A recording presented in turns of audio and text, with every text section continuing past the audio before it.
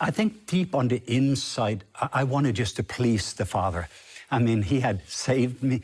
I mean, he sent Jesus to save me, heal me, deliver me. So I had been a prodigal son. And all of us kind of think that way, Leif. I mean, we think we want to please God. Of course. Yeah. But I think the challenge for me then, when on the deep root issue is, I want to please him after everything that he did. He sent his only begotten son. I want to please Jesus. But then the byproduct of that is, if I do this, then I will have, then I will become.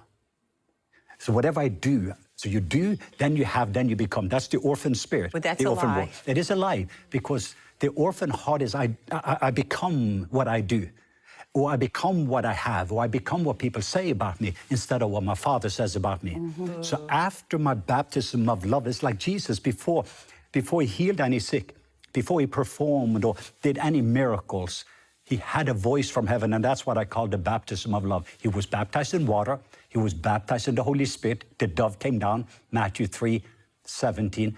But then he was immersed in the Father's love. This is my beloved Son, whom I love and whom I am well pleased. That's before he did anything. So if not, you will always live from pressure instead of the Father's pleasure.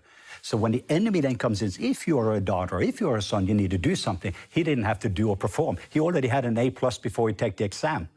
Yeah. And that's what happened in the garden. If you eat from this, you're going to be like him. If you do something, you're going to become like him. No, you're already made in his image. So it is not what you do that makes you who you are. It is who you are that makes you do what you do. It's so good. I love that. You know, my husband, who's your dear friend, Dr. Doug Weiss, he will say that so often because he didn't know his earthly father.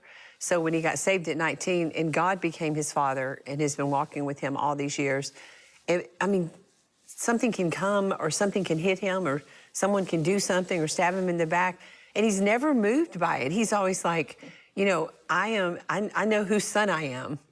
I am the son of the Most High. And he doesn't let that affect that because he knows what he thinks about him. Does that make sense? Yeah. Is that kind of what you're talking about? Yeah, it is. It's like for any one of us that when we're coming in here also, I can have the pressure, or you have an agenda and you love with a hook. I'm coming in here to get value in what I'm doing.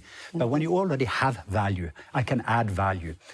Orphans, they compete with one another. Sons and daughters, they complete one another.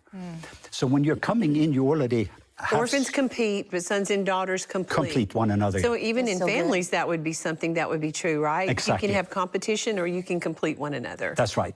And so if this is family and you have a breakthrough, we all have a breakthrough, this is family. But if you're up with the orphan spirit, why did this person get blessed and not me? Or why did this person get this position and not me? Or why is he the senior pastor and I'm just a youth pastor? This started with Lucifer. Why is he God and I'm just a worship leader? Right. So that's the orphan, the root of the orphan heart. And that's rooted in a love deficiency.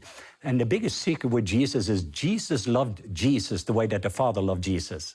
So until we love ourselves the way that he loved us, we cannot fully love our neighbor or our spouse as we love ourselves.